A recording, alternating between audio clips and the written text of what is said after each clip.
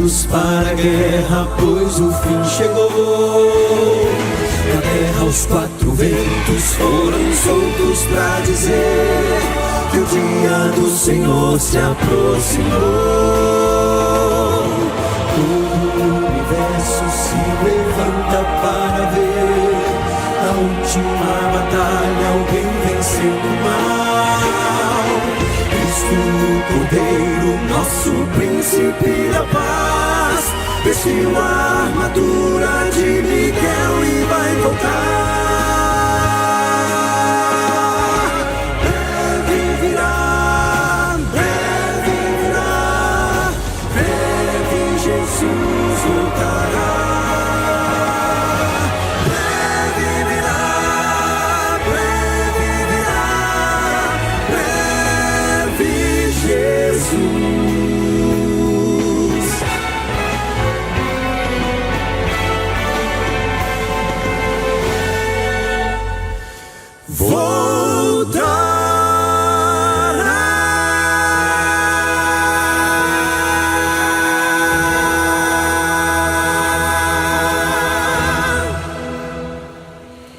Esta é a voz da profecia, uma mensagem de fé e esperança que anuncia a volta do Senhor. Alegre-se, porque ainda dentro de pouco tempo, aquele que vem virá e não tardará.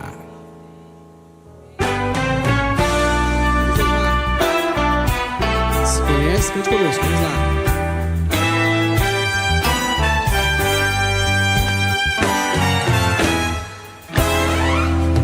Podemos ver sinais do fim na terra e no mar.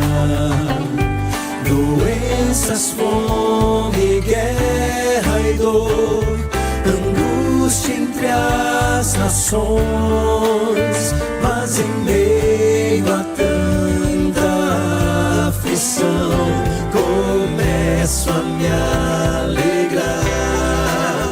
Pois eu sei que se aproxima nossa redenção. Eu vou para o céu e já não demora. Minha espera logo vai terminar. Decidi que sou de Jesus pra sempre e nada poderá me abalar. Logo Cristo virá, eu vou para o céu.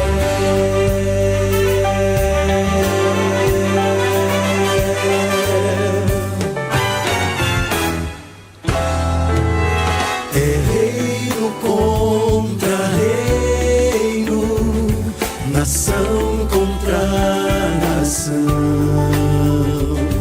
Aumento de maldade, de ódio e traição. Pois agora é o tempo de guardar bem firme a nossa fé. A bendita esperança da promessa de Jesus. Eu vou para o céu e já não demora. Minha espera logo vai terminar. Decidi que sou de Jesus pra sempre e nada poderá me abalar. Nada, logo Cristo virá, eu vou para o céu. Logo veremos uma nuvem, Cristo retornar, cheio de glória, honra e poder. Virá buscar quem for fiel. Eu vou para o céu e já não demora. Minha espera logo vai terminar. Decidi que sou de Jesus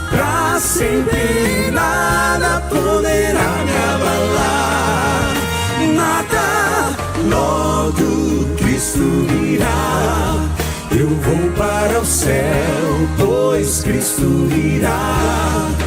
Minha espera vai terminar.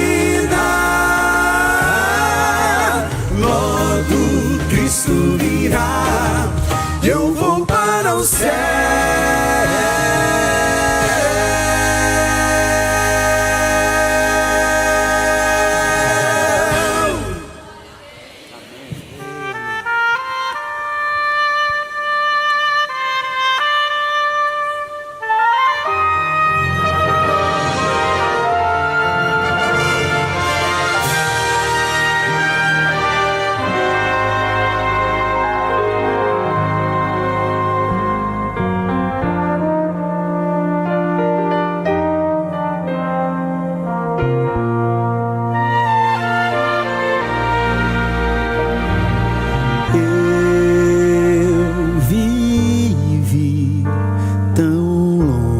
De Jesus,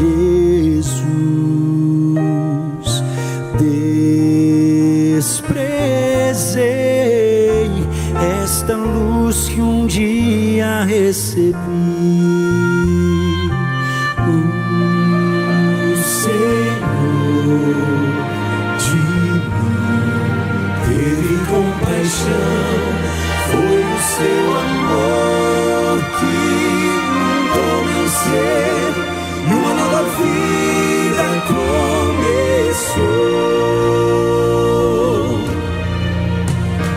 Eu não sou mais eu, Cristo vive em mim. Eu não sou mais eu, tudo em mim mudou.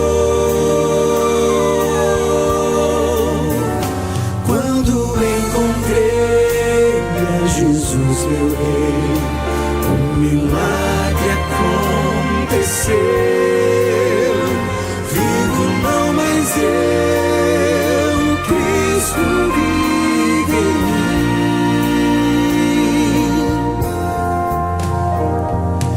Do meu Deus, completamente sou.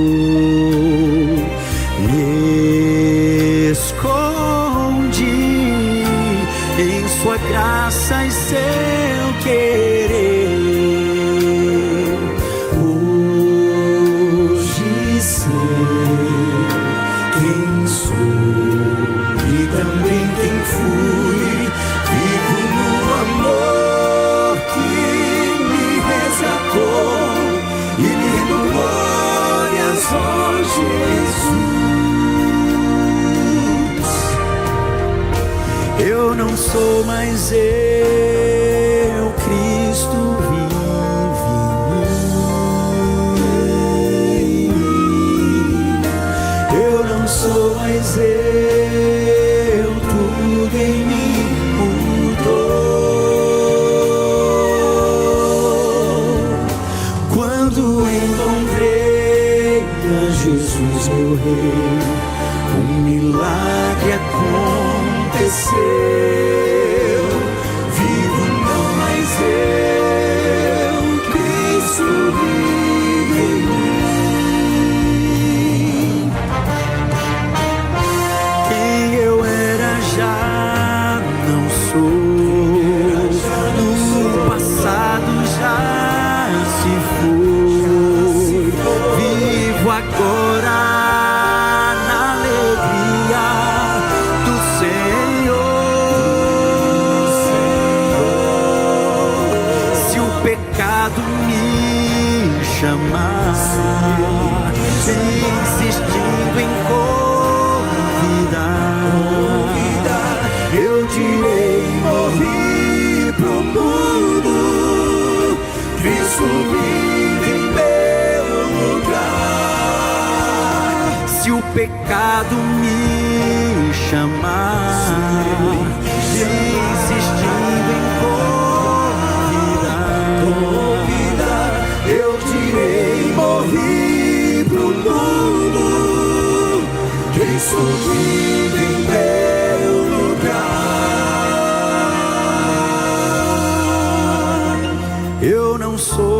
mais eu, não sou mais eu não sou mais eu, não sou mais eu não sou mais eu, não sou mais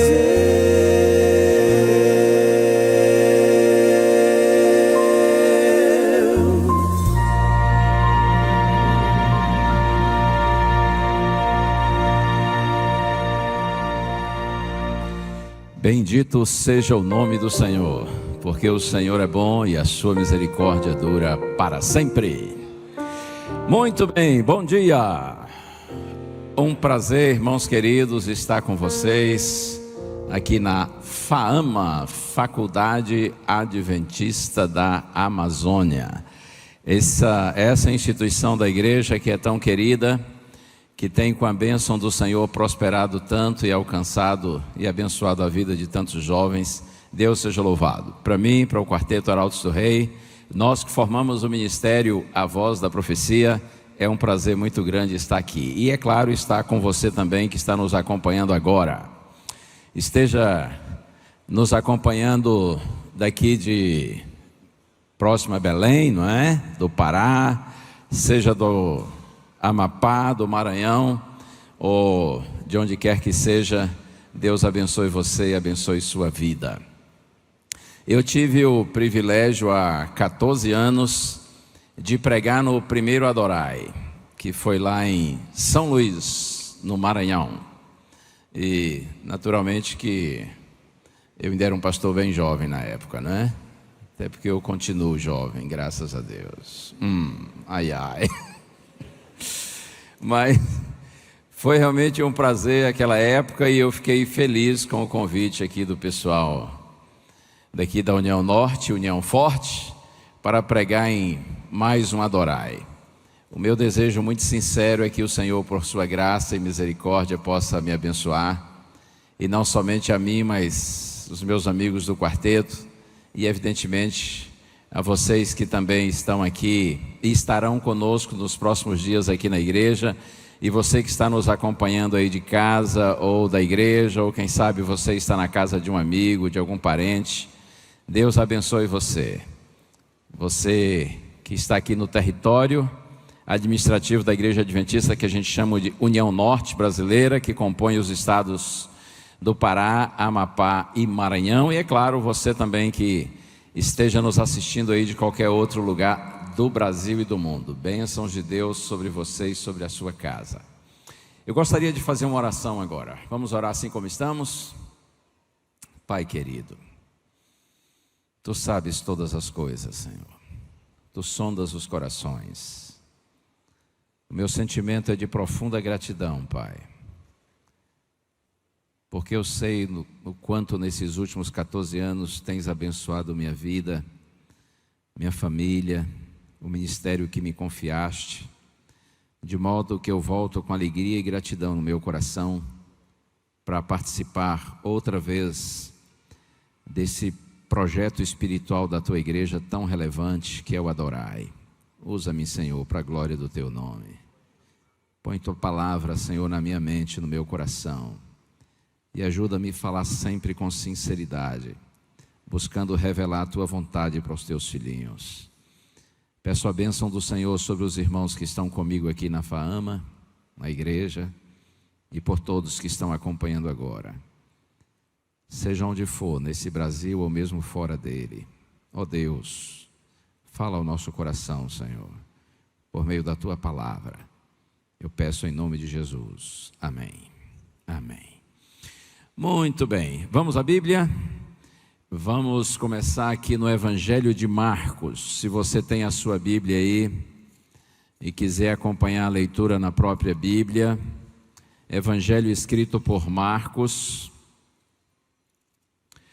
capítulo 1, vamos inicialmente aos versos 21 e 22. Evangelho escrito por Marcos, capítulo 1, versos 21 e 22. Na minha Bíblia está escrito assim: Depois entraram em Cafarnaum, e logo no sábado Jesus foi ensinar na sinagoga. e maravilhavam-se com a sua doutrina, porque ele os ensinava como alguém que tem autoridade e não como os escribas. Marcos aqui está revelando o início do ministério de Jesus em Cafarnaum. E ele diz que quando Jesus chegou à cidade de Cafarnaum e começou a ensinar na sinagoga, que era a igreja dos judeus, o povo ficou maravilhado com sua doutrina, com seu ensino, com suas palavras. E o texto diz assim: porque ele as ensinava como quem tem autoridade e não como os escribas. Estas últimas palavras são muito tristes, quando Marcos diz assim, não como os escribas.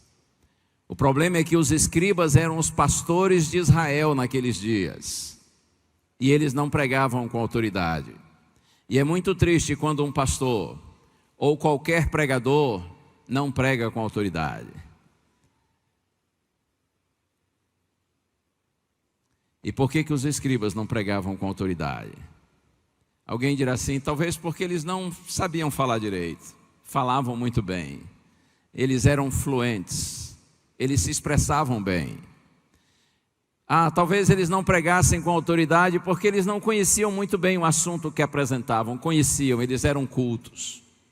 Muitos escribas sabiam, conheciam de cor livros inteiros da Bíblia, no caso do Antigo Testamento. Eles sabiam falar, eles tinham cultura, mas eles não pregavam com autoridade. E uma das razões por que eles não pregavam com autoridade é que a falta de coerência entre o que você diz e o que você faz é um fator preponderante para acabar com sua autoridade ao pregar. Você pode falar muito bem, você pode dominar muito bem o assunto que você está apresentando, mas se o seu auditório não acredita e não vê que você vive, ou pelo menos se esforça para viver o que você está pregando, então, por mais corretas e bonitas que sejam as suas palavras, você prega sem autoridade. Eu me lembro uma vez, estava lendo um artigo do professor Valdeci Lima, professor de teologia lá do NASP de São Paulo. E uma das frases dele no artigo, falando sobre pregadores, não só adventistas, mas de modo geral. Ele disse assim, nossas palavras têm se tornado como espadas sem corte, por conta da falta de coerência entre o que nós falamos e fazemos. Triste isso, não é? Nossas palavras têm se tornado como espadas sem corte, espadas que não ferem, que não cumprem o seu propósito. Por quê? Pela falta de coerência, de harmonia entre o que nós falamos e fazemos, entre o que nós pregamos e o que nós praticamos, entre o nosso ensino e a nossa vida. Eu sei que estou falando aqui para vários pregadores e pregadoras, tanto pastores como eu sou, como outros irmãos que são voluntários, e você que está acompanhando de casa ou da igreja, também é pregador, é pregadora. Em nome de Jesus eu lhe peço, viva o que você prega, ou pelo menos se esforce para viver. É verdade que na pregação a gente sempre apresenta o ideal, e mesmo o pregador, e eu me incluo, muitas vezes não está no ideal que é apresentado, mas a igreja pelo menos precisa ver que a gente se esforça. A igreja precisa pelo menos ver que nós somos sinceros, estamos nos esforçando para viver o ideal que a gente prega.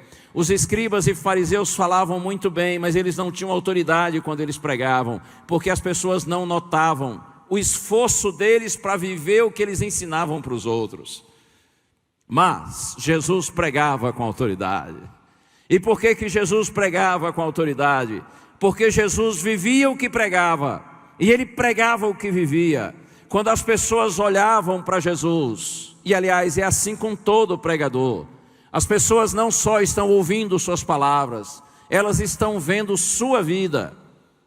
A vida do pregador também prega, e aliás prega mais do que suas palavras, você sabe disso. Palavras são importantes, necessárias, imprescindíveis, porque as palavras instruem, mas é o exemplo que convence, é o exemplo que inspira. Quando as pessoas ouviam Jesus, elas não só ouviam um sermão, elas viam um sermão. Elas percebiam que o que Jesus dizia era a verbalização verdadeira do que ele acreditava, do que ele sentia. Era a expressão verdadeira das suas intenções, dos seus propósitos. Jesus falava de amor e amava, ele falava de perdão e perdoava, ele falava de honestidade e era honesto, era íntegro, era correto. Jesus não tinha do que se envergonhar. Assim deve ser você e assim eu devo ser, todos nós que somos pregadores e pregadoras, para que a nossa vida fale e confirme as nossas palavras. Jesus pregava com autoridade. Eu acho interessante quando o texto diz que quando Jesus começou a pregar, o povo se maravilhou. E Jesus gostou deles. Eles gostaram de Jesus.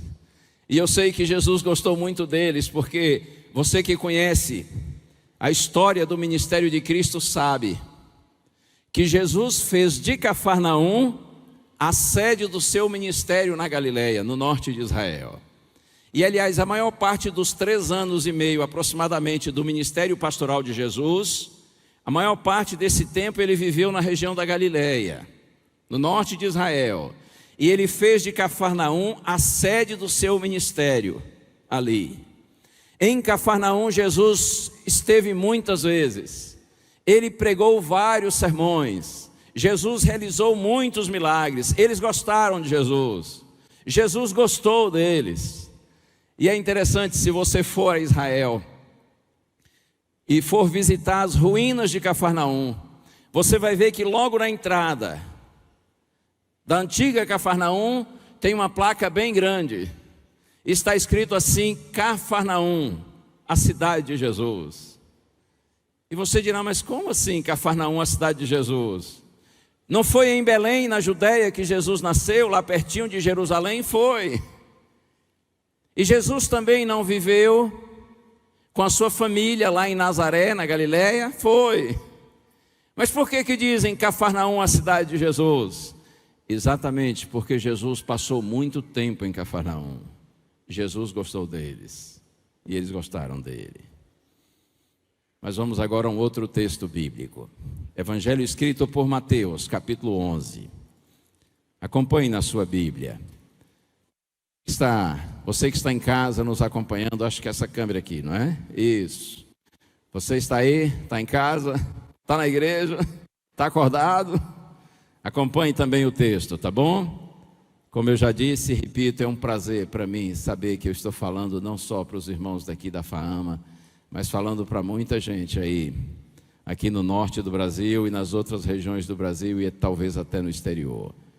Fica esperto aí, como dizem os jovens, fique ligado, tá bom? Apesar de você estar ouvindo essa mensagem assim, por meio de uma transmissão, mas eu tenho certeza que assim como Deus está aqui comigo e com os irmãos na igreja, Ele está com você aí também, se o seu coração está verdadeiramente aberto para Deus. Eu disse Mateus, vamos ao capítulo 11, agora versos 23 e 24. Jesus aqui faz referência ao povo de Cafarnaum, e ouça bem o que ele diz: e você, Cafarnaum, será... Mas eu digo a vocês que no dia do juízo haverá menos rigor para com a terra de Sodoma do que para com você. Uau! Estranho, não é? Jesus gostou deles. Eles gostaram de Jesus. Jesus esteve muitas vezes com eles. Eles ouviram sermões, vários. Eles viram milagres. Ele esteve com eles muitas vezes. Mas agora quando Jesus se refere a eles, ele diz assim: e você, Cafarnaum, pensa que você será elevada ao céu? Você será jogada no inferno. O inferno aqui é a palavra grega Hades, cujo significado é sepultura ou morada dos mortos. Jesus está dizendo assim: vocês de Cafarnaum, vocês pensam que vocês serão salvos? Não! Vocês serão condenados. Vocês pensam que para vocês há vida? Não, para vocês há morte. Salvação para vocês de Cafarnaum? Não. condenação. E aí Jesus justifica e diz assim, não foi? Eu li. Mas eu digo a vocês, aliás, porque se em Sodoma se tivessem operado os milagres que foram feitos em você, ela teria permanecido até o dia de hoje. Mas eu digo a vocês que no dia do juízo haverá menos rigor para com a terra de Sodoma do que para com você. Você compreende, não é? Não basta ouvir sermões e conhecer o ensino bíblico. Não basta ver milagres. Não basta gostar de Jesus, achar que Ele é legal. É preciso ser transformado pelo poder do Evangelho, pelo poder da graça de Deus. E a transformação começa quando, diante da palavra que nós recebemos, nosso coração é quebrantado, nós nos arrependemos. O povo de Cafarnaum viu, gostou logo de cara eles gostaram de Jesus. Eles ouviram os sermões dele, aplaudiram, eles viram os milagres dele. No entanto, eles não experimentaram, não vivenciaram o poder transformador do Evangelho. Olha aqui no verso 20, diz assim: então Jesus começou a repreender as cidades nas quais ele tinha feito muitos milagres, pelo fato de não terem se arrependido. Esse foi o problema do povo de Cafarnaum, eles não se arrependeram. Chegou um momento em que eles já estavam acostumados com os sermões, com os milagres, e já não havia mais um processo de quebrantamento, de arrependimento e, consequentemente, confissão de pecados e transformação da vida. Eu, quando era garoto, eu já contei essa história na TV e talvez alguns aqui já tenham ouvido. Quando eu era garoto, lá na minha cidade, Vitória da Conquista, na Bahia. Sou baiano, tem baiano aqui? Sempre tem baiano. Sempre tem baiano. Eu sei que eu estava lá na minha cidade. Eu devia ter aí uns 13 anos, no máximo 14. E eu tinha muita vontade assim de trabalhar. Quer dizer, não tanto de trabalhar, mas de ganhar um dinheirinho. Então eu queria ter meu próprio dinheiro. E eu fui alimentando um sonho de trabalhar numa loja da minha cidade, uma loja que vendia bicicletas, porque eu também queria ter uma bicicleta nova, e eu não tinha, eu tinha uma bicicleta bem velhinha. Então eu pensei, vou fazer as duas coisas, eu vou trabalhar naquela loja para eu ganhar meu din-din, e vou aproveitar e comprar uma bicicleta, porque certamente eu vou comprar com desconto e vou ter uma bicicleta zerinho da Silva. Então tá, aí eu comecei a pensar, aquela é a loja, é ali que eu vou trabalhar, mas só coisa da minha cabeça. Até que um dia eu criei coragem, me arrumei e fui ao centro da minha cidade, entrei na loja, procurei o gerente e me apresentei. Eu disse para ele, prazer conhecer o senhor, meu nome é Gilson, já há algum tempo eu passo aqui em frente da loja e eu sinto no meu coração que eu devo trabalhar aqui. O senhor precisa de alguém? Só faltei dizer com a minha eficiência, com a minha qualificação. O senhor precisa de alguém? Eu estou aqui. O gerente da loja me olhou assim de cima embaixo, mas pense num olhar de desprezo. E ele só disse assim, não, e virou as costas e saiu. Durante alguns meses eu tinha certeza que eu ia trabalhar ali.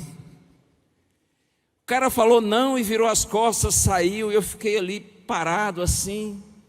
Aí eu saí da loja, é claro, e saí chorando. Oh, peninha.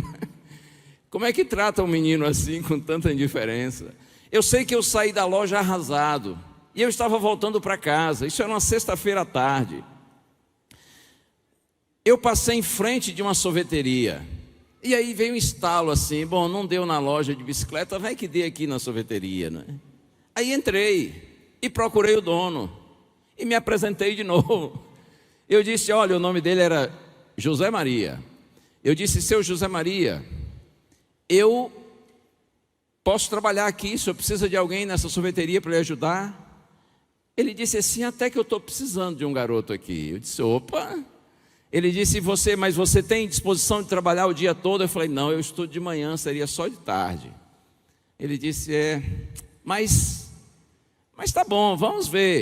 Ele disse assim, seu pai. Eu falei, meu pai pode vir aqui, confirmar com o senhor, tudo certinho, combinar com o senhor. Ele falou, tá bom, tá bom. Ele disse, então vem amanhã. Isso era sexta. Eu pensei, sábado. Eu falei, o senhor fica aberto aqui no sábado até que horas? Ele disse, até umas 7h30 da noite. Eu falei, tá, então eu venho com meu pai aqui amanhã a partir de 6. Pode ser? Pode. Aí cheguei em casa, contei para meu pai, fui para o culto jovem sábado à tarde, ansioso. E aí pronto, voltei do culto jovem rápido, chamei meu pai e nós fomos para a sorveteria. Meu pai começou a conversar com ele, um senhor simpático. E aí conversa boa entre os dois, combinando as coisas. Mas aí o detalhe, né? Sábado. Aí meu pai disse assim, olha, mas tem uma coisa, nós somos adventistas do 7º dia e meu filho, no caso, não trabalha no sábado. Ele disse, não. Meu pai falou, não. Aí ele disse assim, mas ele trabalha domingo, né? Meu pai falou, trabalha. Eu falei, não. Me deu um desespero. A minha cabeça era de segunda a sexta, né? Quando falou assim, trabalha domingo, e meu pai trabalha, mas eu não podia falar nada.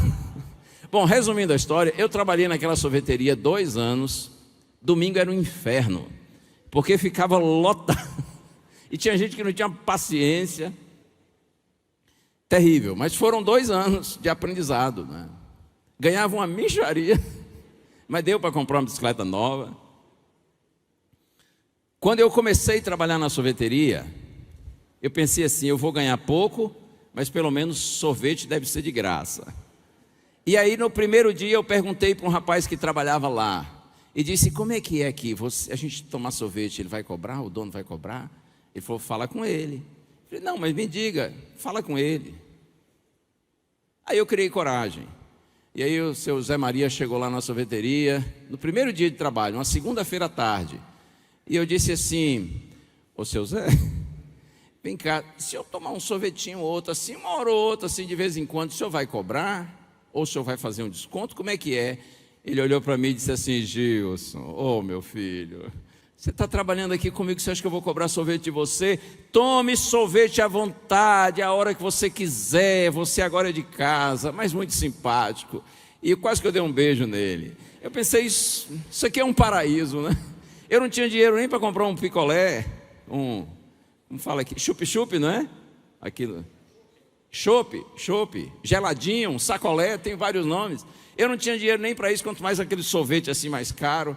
Eu pensei, isso aqui é um paraíso. Assim que o seu Zé Maria saiu, eu já fiz meu sorvetão. Porque eu fiquei com vergonha de fazer logo assim na cara dele. Fiz um sorvetão, 2, 3 bolas, e uau, delícia, a melhor coisa do mundo. Aí depois eu fiz outro, e eu fiz mais outro, e eu fui tomando sorvete. E o outro rapaz que trabalhava lá, ele só ficava olhando para mim rindo, e eu pensava, mas é um bobão. Ele devia estar tomando sorvete, aproveitando, é de graça. Aí no segundo dia, sorvete. No terceiro dia, mais sorvete. Quando chegou sexta-feira à tarde, final da primeira semana, eu estava voltando para casa assim, me sentindo congelado internamente, sabe? Eu tomei sorvete demais. E na segunda semana, um pouco menos, mas ainda assim foi muito. E na terceira também. Eu queria experimentar de tudo, de todos. Para mim aquilo era um paraíso, era o melhor lugar do mundo para trabalhar. É verdade. Mas olha, depois de mais ou menos um mês, eu fui diminuindo a quantidade, diminuindo, que chegou uma hora que até o cheiro do sorvete, quando estava sendo preparado, me dava assim, um certo mal-estar. Nos 2 anos que eu trabalhei lá, depois do primeiro mês, quando chegava um sabor novo e a gente preparava o sorvete, eu pegava aquela paletinha que tem assim de madeira, tirava um pouquinho só para experimentar, só porque era um sabor novo, mas suficiente. Você já entendeu, não é? A aplicação espiritual. O grande perigo quando a gente ouve muitos sermões, vê muitos milagres, tem muito conhecimento bíblico e vive envolvido muito assim em coisas espirituais. O grande perigo é de que em algum momento essas coisas espirituais tão sublimes, tão especiais, se tornem comuns e até desinteressantes. O povo de Cafarnaum, a princípio, se encantou, mas depois começou a achar que Jesus era apenas mais um. Não se impressionavam mais tanto com seus ensinos, com seus milagres. Jesus tornou-se comum e até desinteressante para eles. E o propósito de Deus na vida deles não se realizou, porque o coração deles já não se quebrantava mais diante da maravilha do Evangelho. Ei, cuidado. O Evangelho, quando não salva, condena. Quando não santifica, endurece. Quando não nos leva ao quebrantamento, nos leva ao endurecimento. E muitas vezes, o mesmo Evangelho, que em uns provoca fé, em outros desperta até fúria. Tudo depende da maneira como nós reagimos ao Evangelho. Tudo depende da maneira como nós reagimos às verdades bíblicas que nós conhecemos. Eu tremo, sinceramente, eu não estou falando disso só da boca para fora. Eu tremo quando penso nisso e falo a respeito disso. Porque eu me senti chamado para ser pastor quando eu ainda era um menino, um adolescente. E eu me formei com 21 anos de idade. E no próximo mês eu vou completar 60 anos. Eu sei que você acha que eu estou exagerando. Porque não parece, não é? Que eu tenho tudo isso. Mas é verdade. Por incrível que pareça. Mês que vem já vou fazer 60 anos. E já estou no meu 38º ano de ministério. A minha vida praticamente toda tem sido pregar o Evangelho, pastorear igrejas, nos últimos anos pregando na Novo Tempo. Eu vivo para preparar sermões, para gravar sermões. Eu vivo para falar de Deus para as pessoas. Mas eu sou como você. Em algum momento, de tanto lidar com as coisas espirituais, eu temo que elas se tornem comuns para mim e até desinteressantes. E eu oro sempre a Deus e digo: Senhor, me ajude, eu não sou um artista, eu não sou um ator. Me ajuda, Senhor, a pregar com minha alma, com meu coração.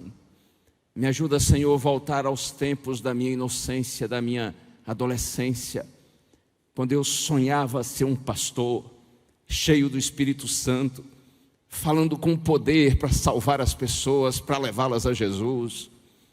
Eu tenho orado e pedido a Deus sempre que tenha misericórdia de mim.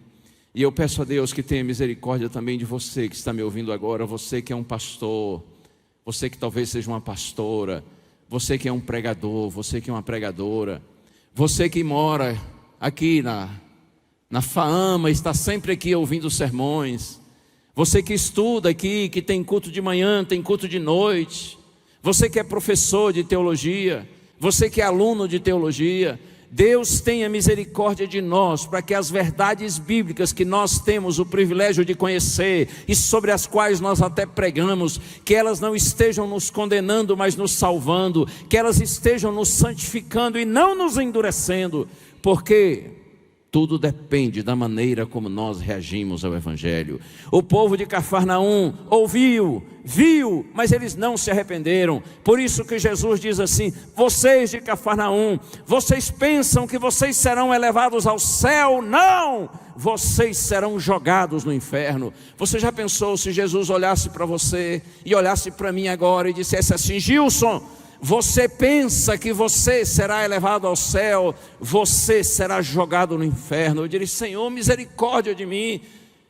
Ele dirá: filho, você se acostumou com o Evangelho, mas você não deixou que o Evangelho transformasse você. Você se acostumou com a religião, mas você não foi transformado pelo poder do Deus bendito que Ele chamou das trevas para a luz do Evangelho. Oh, que experiência triste a do povo de Cafarnaum. E essa experiência também, se a gente não cuidar, pode ser a nossa. Eu quero agora compartilhar um texto que está aqui na carta aos Hebreus. Se você tem a Bíblia e quiser acompanhar, carta aos Hebreus. Vamos iniciar aqui capítulo 1. Hebreus capítulo 1, versos 1 e 2. A carta aos Hebreus, eu penso que, se não todos, mas a maioria sabe que é anônima. Nós não temos referência ao autor no texto da carta.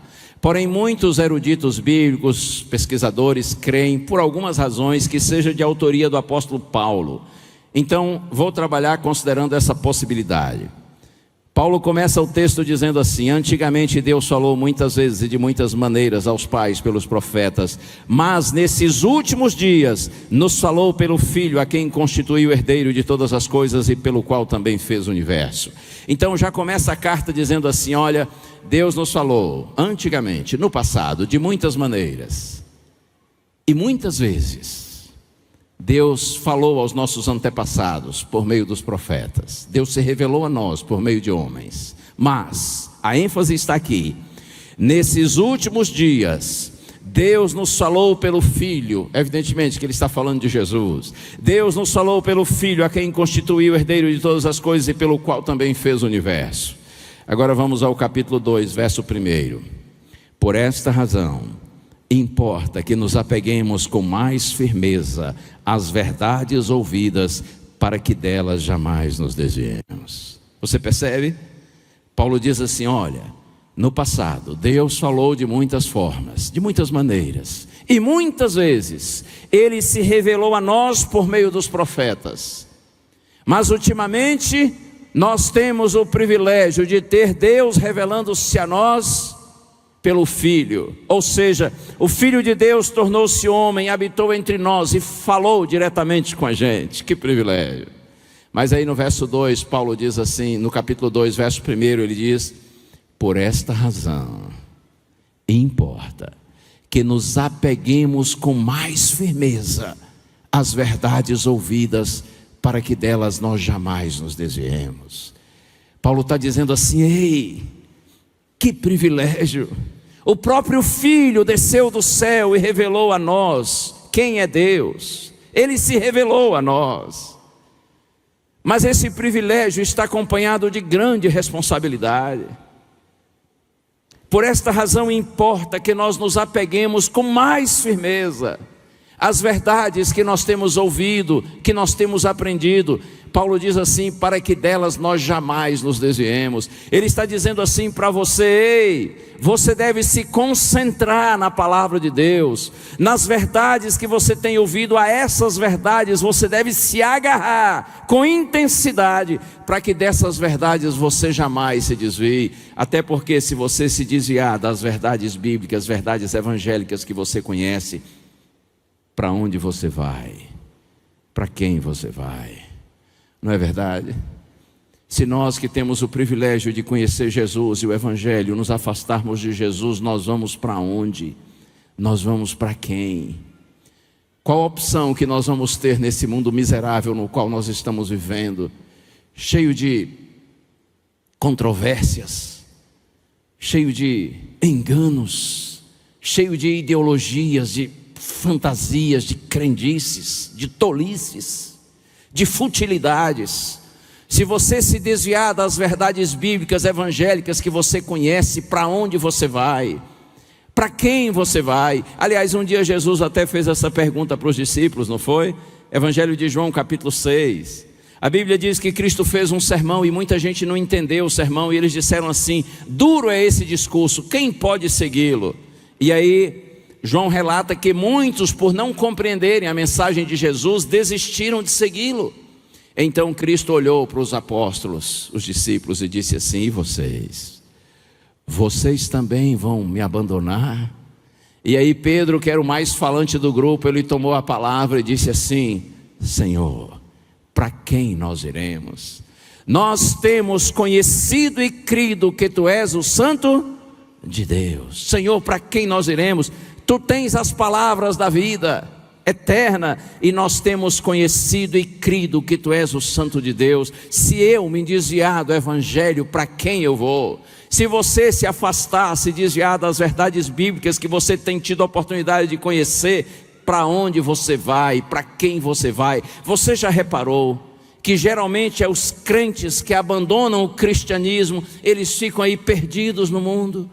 Para quem nós iremos? Para onde nós iremos? Então Paulo diz assim: ei, apegue-se às verdades que você tem ouvido, agarre-se a essas verdades, para que você não se desvie delas, para que essas verdades cooperem para a sua salvação e não para a sua condenação, para o quebrantamento do seu coração, para o seu genuíno arrependimento e não para o endurecimento. Que essas verdades cooperem para a santificação e salvação sua. Apegue-se às verdades ouvidas. Você já ouviu, não é? O mesmo sol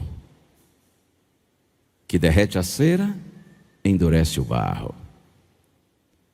O mesmo sol que alimenta, nutre, fortalece uma planta que está viva, ele seca e queima a planta morta.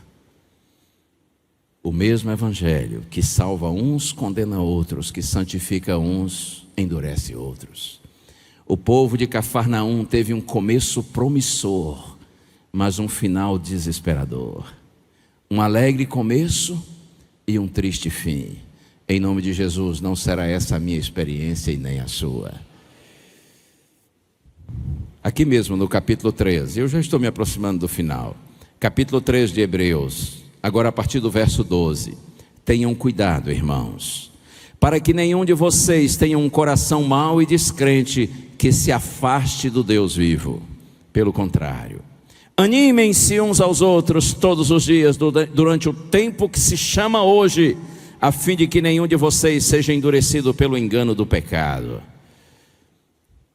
Porque temos nos tornado participantes de Cristo se de fato guardamos até o fim a confiança que desde o princípio tivemos, como se diz hoje: se ouvirem a sua voz, não endureçam o coração, como foi na rebelião. Paulo diz assim: irmãos, tenham cuidado. Pastores, tenham cuidado. Pregadores, pregadoras, tenham cuidado. Todos os crentes, seja você novo na fé, ou já está há décadas no evangelho, como é o meu caso, tenha cuidado, para que você não tenha um perverso coração de incredulidade que afaste você do Deus vivo. E você dirá: como assim? Eu corro o risco de ter um perverso coração de incredulidade?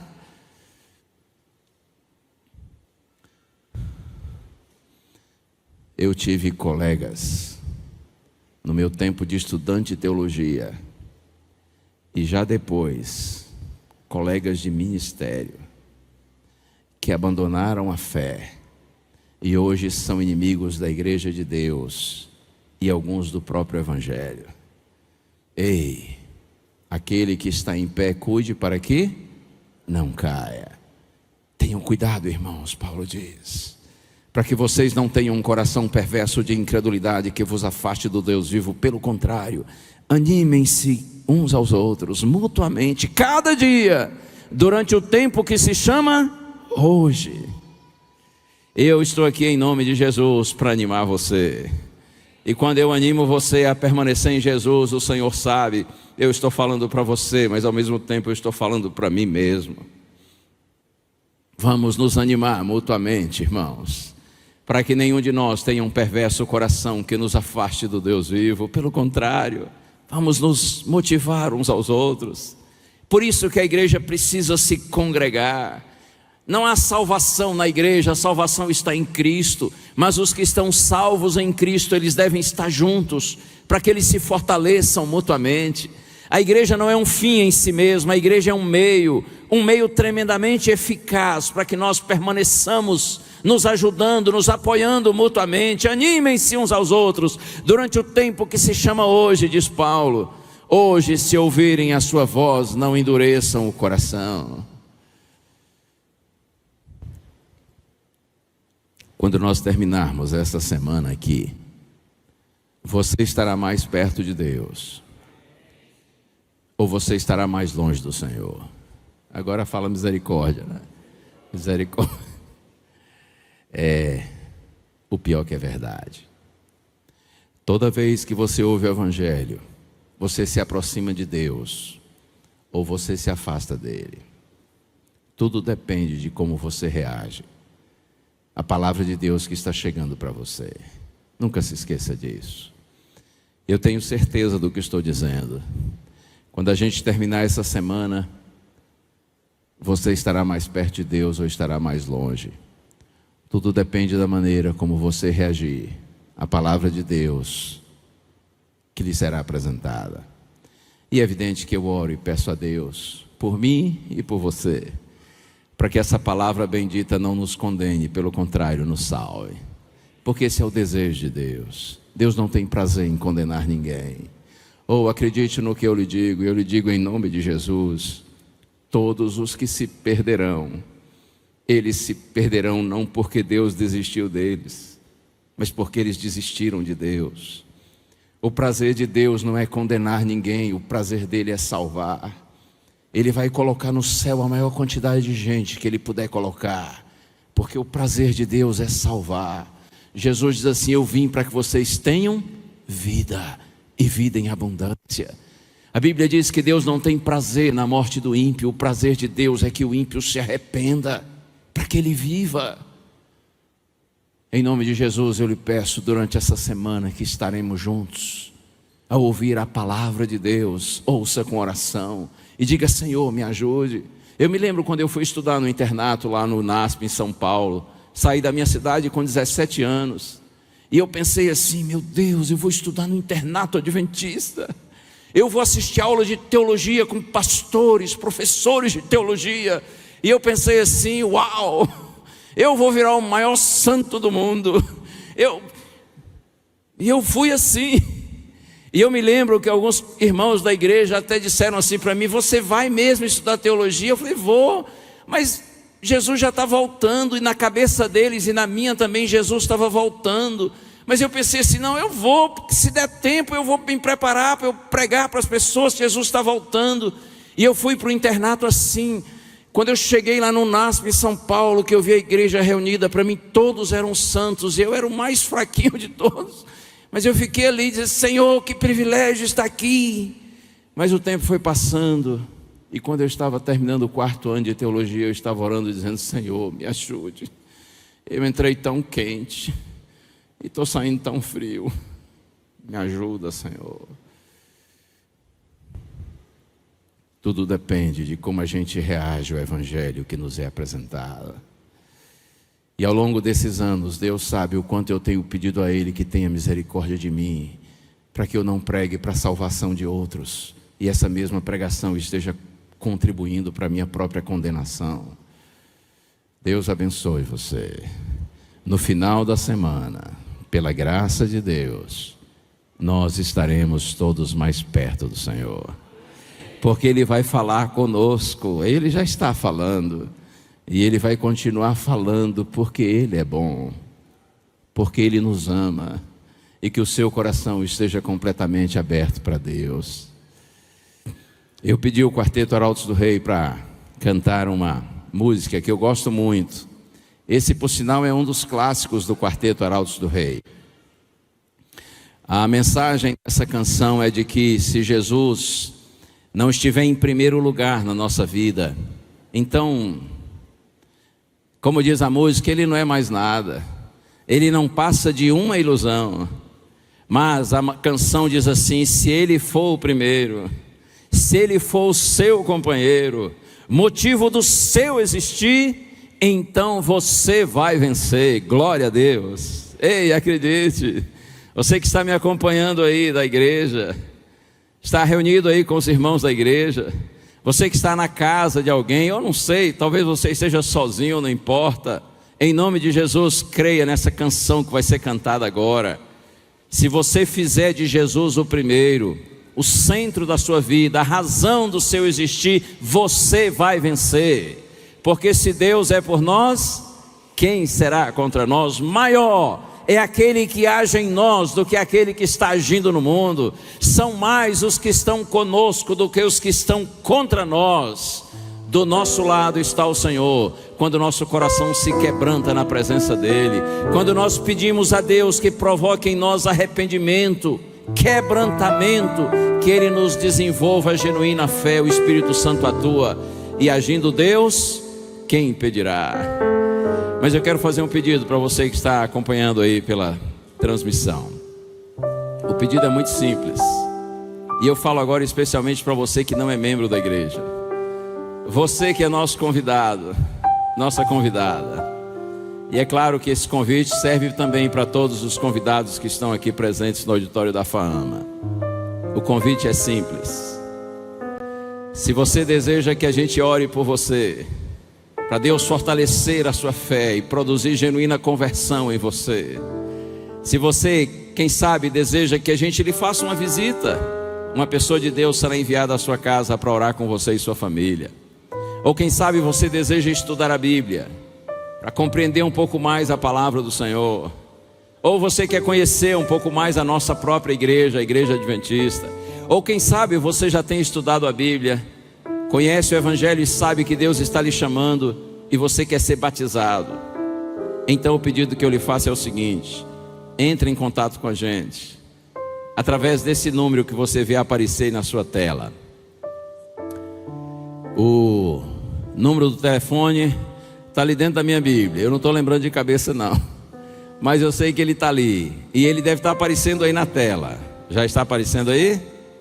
Muito bem. Então veja, você vai entrar em contato conosco mandando uma mensagem pelo WhatsApp. É um número de WhatsApp esse aí. Você vai mandar a mensagem para a gente pelo WhatsApp.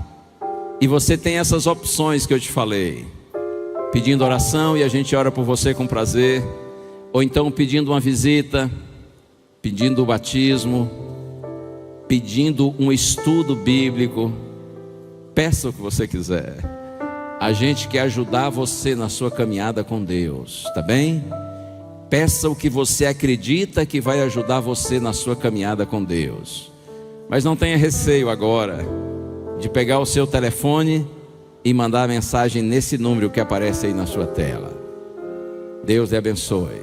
E Deus abençoe todos que estão aqui.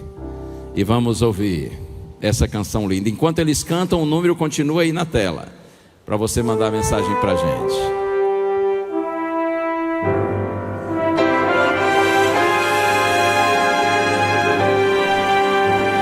No trono do viver só existe lugar para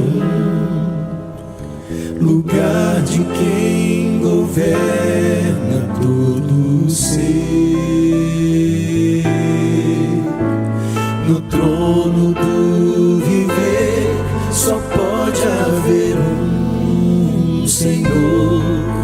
Se forem dois, um será amado e outro rejeitado.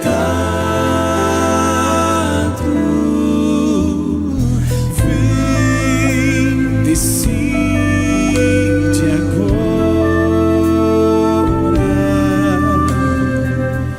quem vai ocupar seu coração. Mas lembre, se ele não for o primeiro em seu coração,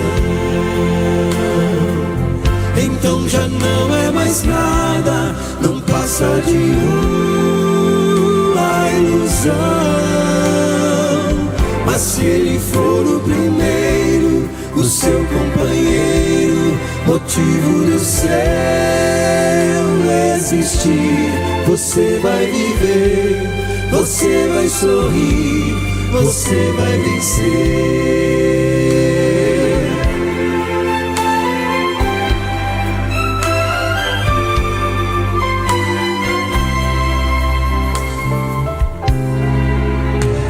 Um novo dia vai nascer pra você e pra mim.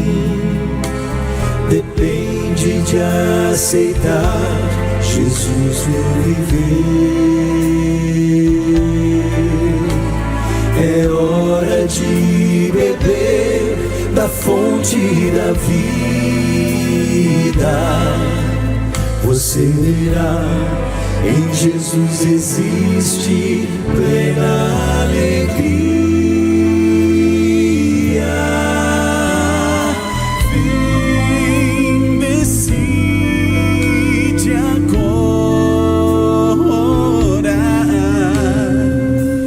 quem vai mas lembre, se ele não for o primeiro em seu coração, então já não é mais nada, não passa de uma ilusão. Mas se ele for o primeiro, o seu companheiro, motivo do céu existir, você vai viver, você vai sorrir, você vai vencer. Não há batalha perdida com Cristo. Ele mesmo triunfou lá na cruz. Com sangue já provou que nos ama. Se o coração não for dele, não será de mais ninguém.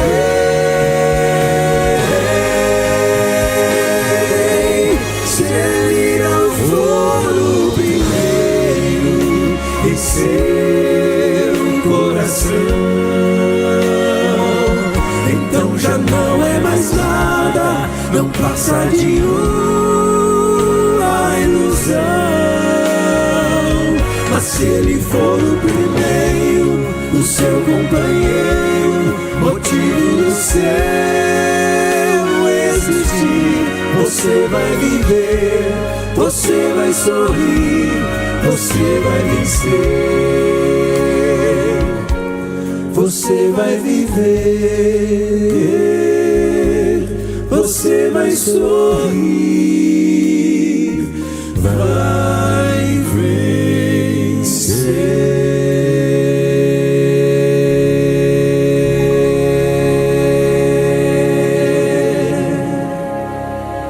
Amém, amém. Deus seja louvado.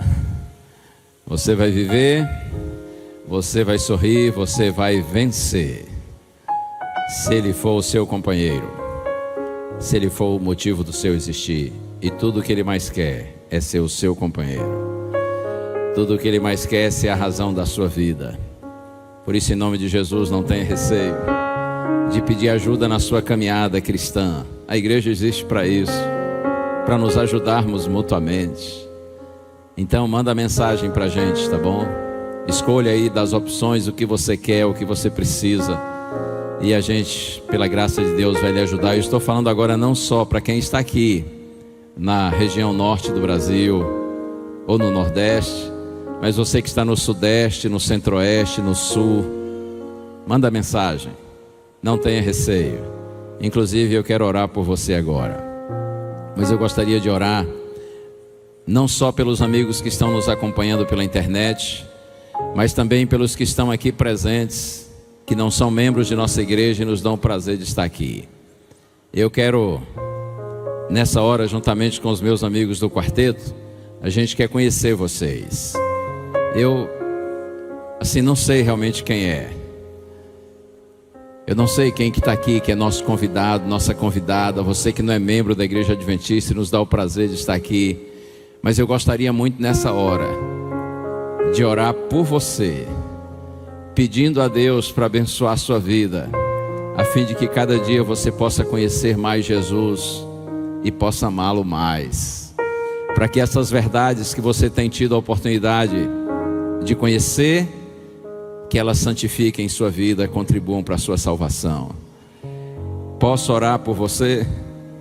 Quem está aqui e gostaria de receber essa oração, que não é membro da igreja, mas que gostaria de receber essa oração? Amém. Tem mais gente aí? Geralmente começa assim, levantando a mão, para perder um pouco a timidez. Aí depois a gente costuma pedir para ficar em pé. Levanta aí em nome de Jesus.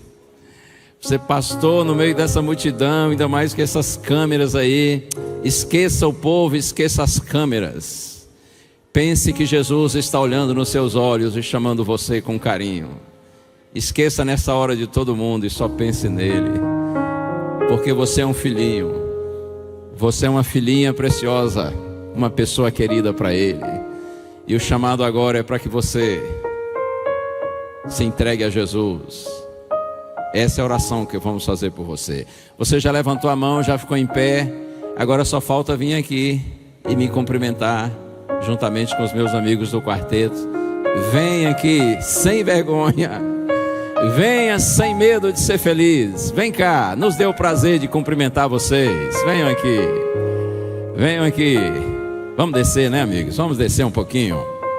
Aí, um prazer.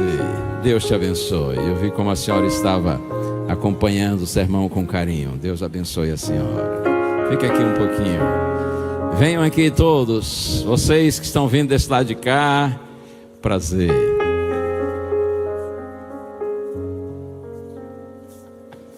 Ele está me convidando aqui para tomar um sorvete. Não, eu já voltei a tomar sorvete. Eu vou com muito prazer, ainda mais de tapioca.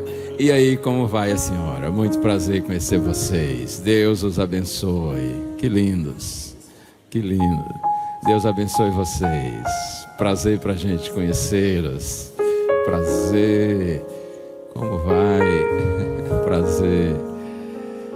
Quando terminar o culto aqui, a gente cumprimenta vocês todos, se vocês nos permitirem, com muito prazer, tá bom? Deus os abençoe, Deus te abençoe. Que bom, quanta gente aqui. Eu não... Tá. Foi, amém. Eu nem imaginei que nós tínhamos tantos amigos e amigas aqui. Que lindo. Um prazer. Deus te abençoe. Prazer, amigo. Sejam bem-vindos. Deus te abençoe, meu amigo. Olha aí quanta gente.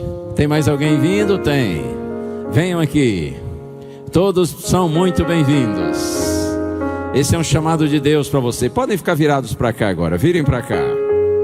Eu quero dizer só mais uma palavrinha e terminar. Mas eu quero dizer isso olhando nos olhos de vocês.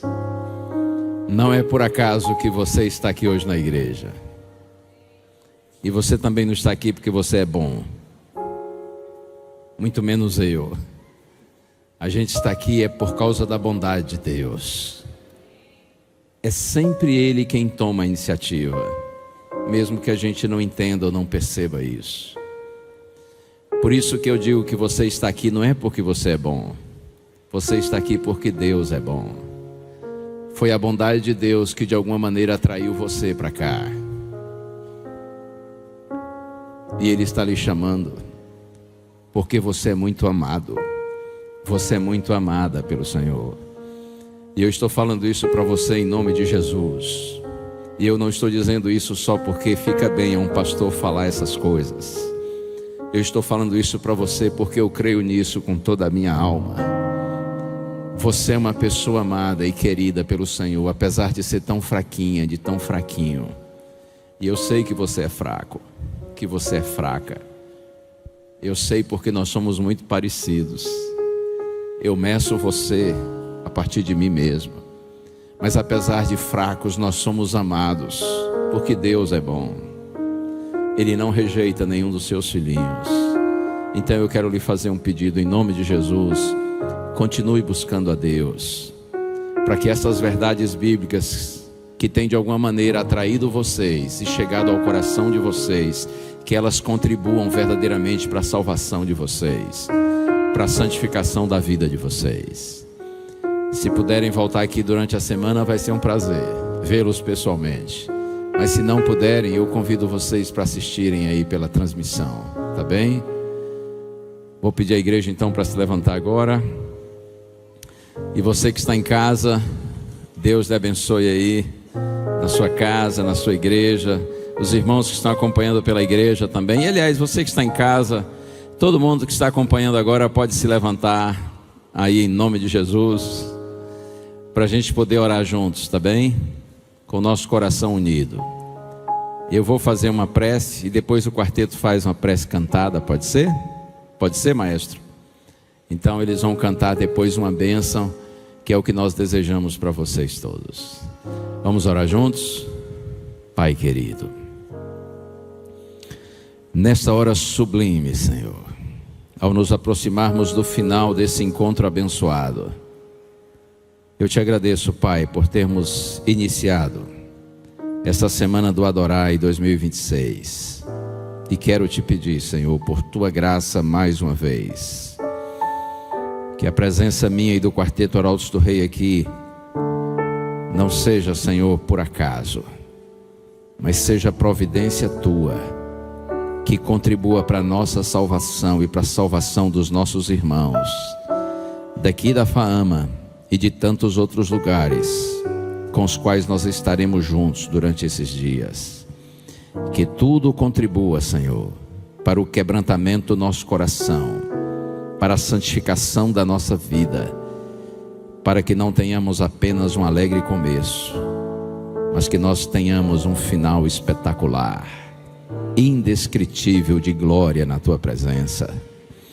Peço pela igreja aqui reunida e por tantos outros milhares de irmãos que estão acompanhando pela transmissão, ó Deus, renova a nossa fé, Senhor. Que nós não estejamos apenas perto do altar, mas estejamos perto do Senhor.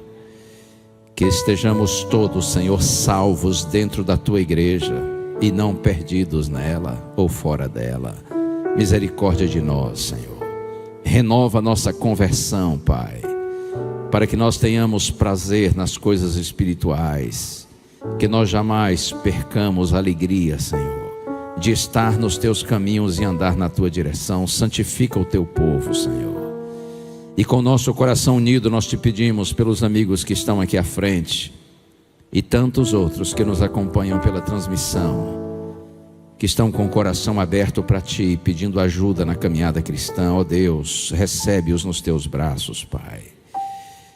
Que ao final dessa oração todos estejam certos de que ouviram tua voz e estão sendo chamados porque são amados, e que todos nos entreguemos verdadeiramente a ti, e que a paz do céu, que excede todo entendimento, guarde o nosso coração e a nossa mente. Que a graça de Jesus e a comunhão do Pai estejam sempre com você, trazendo paz, trazendo amor, trazendo esperança e fervor. Que o Espírito constantemente nos dê a fé para aguardar o Rei que breve virá,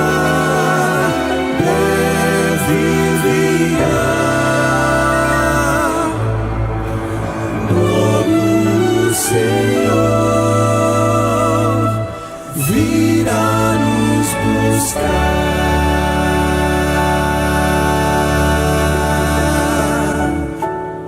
Amém, amém. Deus abençoe vocês. Vão em paz com a bênção do Senhor. E se o Senhor permitir, a gente se vê amanhã. Fiquem com Deus.